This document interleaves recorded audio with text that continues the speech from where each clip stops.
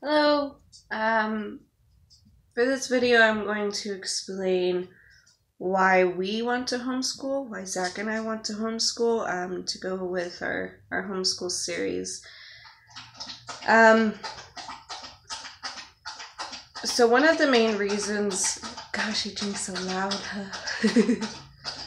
One of the reasons is because, it's the basics. It's one-on-one. You can give them more attention. You can really help them out.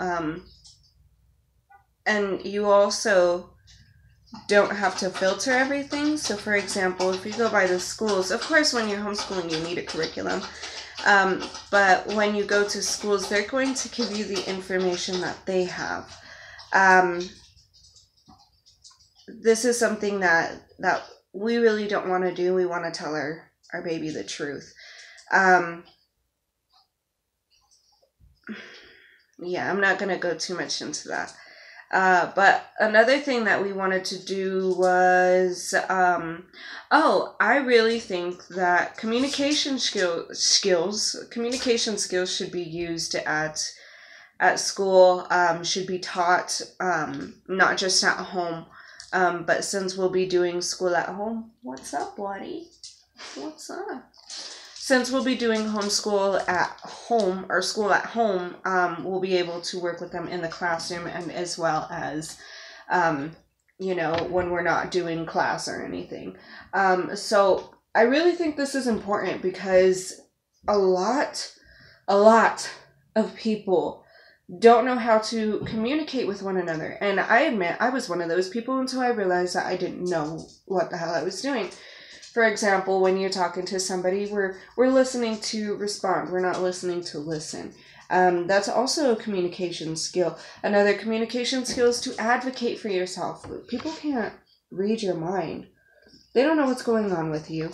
So if you're going through something where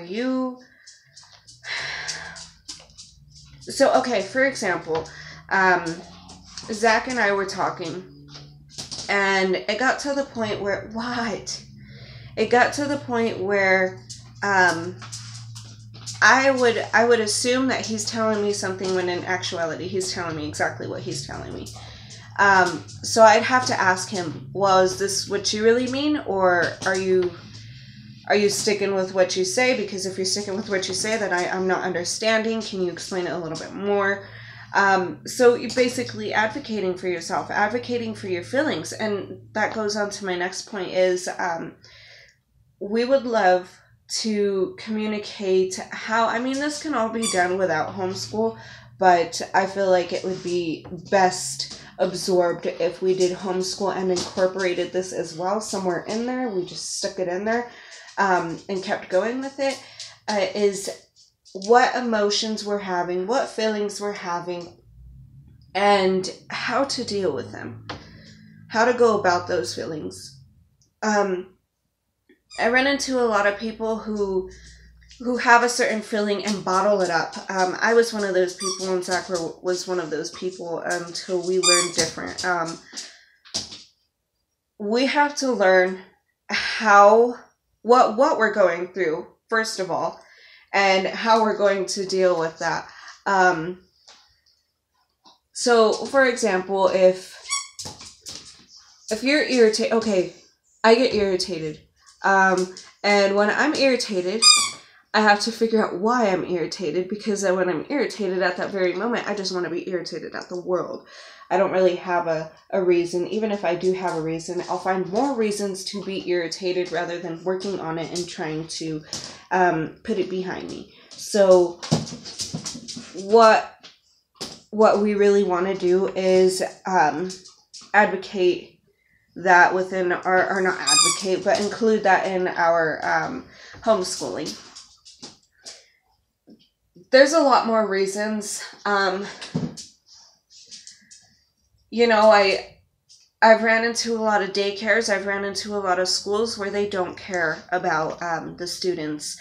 I was fortunate enough to go to a high school where they did care. They really they really pushed us to, I guess, say not follow the crowd. which is awesome because I don't know any other high school like that. I know a lot of people say, well, what about their social skills? It's not like I'm going to completely hold my child at home the entire time. Of course I want them to have friends. Of course I want them to go on play dates. Of course I want them, you know what, let's take a field trip. Let's get all your friends together. Let's go to the museum. Stuff like that, where I know later on my child is going to is going to want to go to certain things or events or certain people's houses, like a sleepover, and I won't be there and Zach won't be there, and that's perfectly fine. We're not holding our child away from that. We're not telling our child you can't go with anybody. So that's another reason. Another reason would be that I just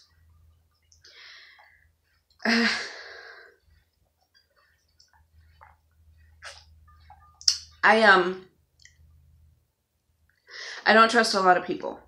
I'll just say it. I don't trust a lot of people. I don't trust a lot of teachers. If you're going to be with my child 8 hours a day for 5 days a week, I want to get to know you on a personal level, because whatever you're believing is going to be somehow persuade into my child's thoughts. I worked for a daycare center. And I honestly couldn't do it anymore. The teacher, she taught at home, but she would pick up after the kids. She let the kids do whatever they want. And it really backfired on her. But they knew well enough that when I was in the classroom, if you pick up a toy, you go ahead and play with it, but if you want another toy, you need to put it back. You need to put your first toy back. If you don't want to put your first toy back, then keep playing with that toy. And, I didn't let the kids push me around, which that's really what she let them do. And she would give them little worksheets and things to do, but I don't think it was I don't think it really helped them. There was a few students in the classroom where I had to be one-on-one with them. While all the kids were running around and getting all antsy, I had to be one-on-one with that child because they didn't get a certain thing. Like, for example, one kid came into the classroom, doesn't know how to zip up his jacket. So every single time that when I was being trained, she'd zip up his jacket. And then he'd tell me, Miss, will you help me zip up my jacket? And I tell him, I'll help you, but I won't do it for you. So I'd have to sit with him every single day and help him until he got it on his own, which he did. He got it on his own. But I feel like it's just a better environment overall if that individual, that child, gets that one-on-one learning. I know that there are certain things that I'm not too great in certain subjects, like history, for example. I hate history. Every time I try to get into it, I can't get into history.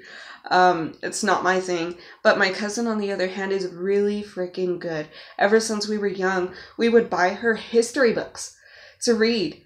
And that was when she was in elementary school, and she would love it. So she's really good with history. So I know that there's things that where I don't meet the bar, I know that there's people already out there that have excelled that bar, and who are willing to come and help our child out, not only to tutor, but to actually teach our child that lesson. So that'll give them a certain feeling. And I know when college comes, it'll be a different setting, a way different setting.